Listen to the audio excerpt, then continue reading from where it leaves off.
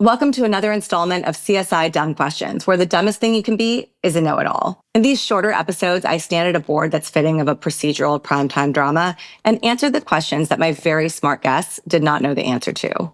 This week's is from Neil deGrasse Tyson. Smart girl. Dumb questions.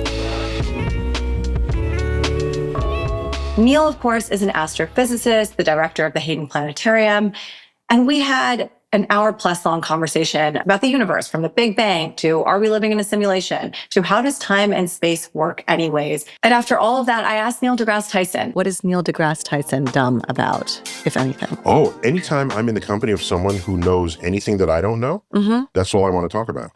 Let's say it's a construction worker, okay? Yeah. How did they get the crane to the top of the building? How did they get the crane? The crane at the top. I didn't see them put it up there. It's 50 stories up. There's a crane there. How do they get those cranes up there? I actually have never seen them getting those cranes up there. I wonder if it's something they do in the middle of the night when no one's watching. But I love that this astrophysicist had a question for a construction worker. And thankfully, I live in New York City, so I can just go outside and find the answer. I came prepared, obviously, with this pink hard hat. This building has the biggest windows. Windows in all of Manhattan? In the whole Manhattan. Yeah, really? Look around. One window is like maybe 6, 7, 8 windows. One of these windows. One of these windows is 7 of those windows? That's right. Look, that's how small it is. They need a crane to pick these windows. A crane? That's exactly what we need. So Greg introduced me to another person on site. Do you know the physicist, Neil deGrasse Tyson? Never heard of the person. He's an astrophysicist. He runs the Hayden Planetarium. Really smart guy, always on TV. And he asked, how do you get a construction crane up at the top of the building? How do you get one up the building? Yeah, do you know the answer of how they build those cranes to the top of the building? That is a very good question. What kind of, you said you're looking for a stupid answer? No, I'm looking for a real answer. For an actual answer? Okay. Can we interview you? Do you know the answer of how they build those I up? actually used to work for a company that used to assemble them on high-rises. So. Can I give you a better microphone so I can interview you? Is that okay? That's fine. The crane's not going to fall on us right now? I'll make sure of that. Okay, thank you. So tell me your name again. Brandon. I'm Nayeema. Nice to meet you. Nice to meet you. So Neil deGrasse Tyson, he's a super smart guy, and he did not know, how do you get the construction crane to the top of the building? Yeah, it's a very, very intense process where you have to first get what's called a mobile crane, which is those huge trucks with a crane on it already. Okay. So they deliver these sections from the crane. So each of like those blocks? Yeah, they come in singles, yeah. Okay. So we do various rigging techniques to offload them off the trailer. We set them all up, and then it's like they get assembled one by one. By hand? Not by hand. So once the crane lifts one up, stands one in the air, once it's planted, then the next one goes on top. Then we secure it with bolts and everything like that. And then once it reaches a certain height, they attach what is called tie-ins. Yeah. They attach the tie-ins to keep it secure onto the building, just in case. But little do you know, the crane is always swaying from 1 to 3 inches. It has to sway because that's how it keeps its balance. It's like a counterbalance. As the building reaches a certain height, the crane has to go up as well. If it's almost reaching what's called the boom.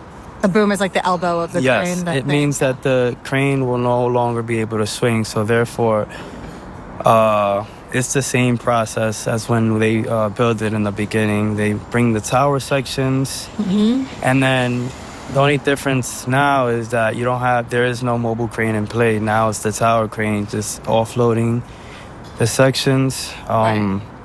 Is that more dangerous when there's no mobile crane and it's just the tower crane? Well, the higher it is, yes. What happens is that the section is lifted into the air.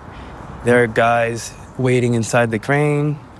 They hook it onto this pulley machine.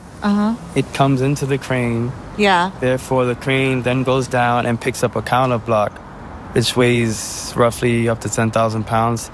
They lift that into the air, and then as the new section is secured onto the tower, right, the crane starts to come up slowly with a machine system. So it goes higher and higher because of that counterweight that comes after in. each and every section.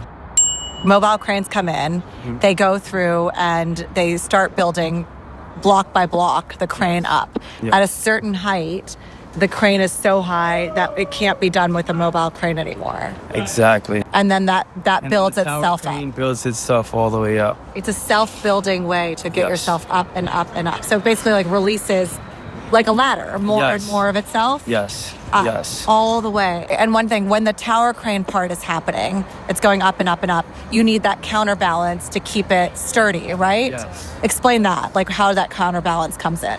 So the counterbalance is needed because when the guys are securing the new section into the crane, it has to be able to withstand that weight of that on the opposite end. It's kind of hard to explain. It's like physics. It's physics. Neil deGrasse Tyson would know the answer to this. It's physics. Mentioned him. I actually do know who You know that who is. Neil Yeah. He's gonna be excited about you. He's so intelligent, but but he didn't know about this. Yeah, it's a very intense process. And what time of day are you guys building these cranes? Like, is it happening at night? Is it because we never see them? They usually try to wait for, let's say, the work day to be over. That way no one gets interrupted or anything from doing their work.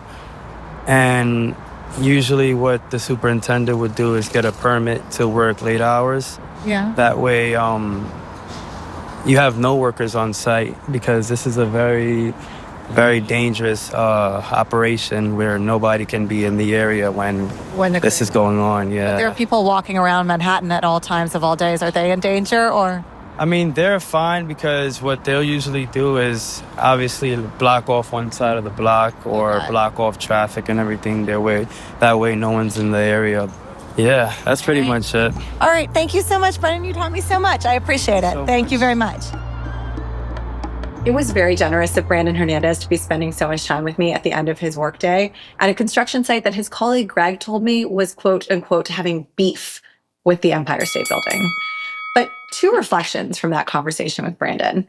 One is that this is just such difficult work, such dangerous, difficult work. I mean, objects of this size being lifted to such heights and being manufactured by themselves in the air is just super dangerous. And I don't even think about that walking around New York City with so much construction happening all the time, let alone the people doing those jobs, right?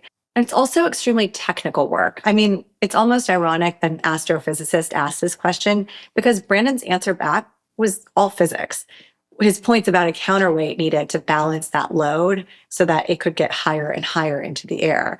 The idea of, this crane constantly swaying between 1 to 3 inches as it balances the reality of the wind and the elements around it.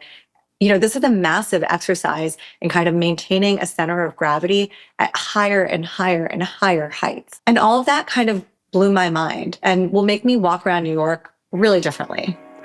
That's it for this episode of CSI Dumb Questions. Please go check out the longer episode with Neil deGrasse Tyson, who is so smart about so many things, including the potential for wormholes for space-time travel, which just blew my mind.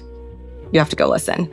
But I guess no matter who you are, you have things to be infinitely curious about, even if you're Neil deGrasse Tyson. By the way, I'm curious about what you want to know. Send me your dumb questions. You can leave them in your reviews or comments, or send me an email, nayeemaraza101@gmail.com. Special thanks to my partner in crime, Holly Thiel, who edited and shot this video, as well as Dana Balut, who provided editorial support, and of course to Brandon Hernandez, who made the time to explain how those cranes get up there. By the way, I was at a dinner the other night and someone asked me, how do they get the cranes down? So I don't know, I'm gonna have to go figure that out now. Thanks for listening. I'll see you next week for an all-new Smart Girl Dumb Questions.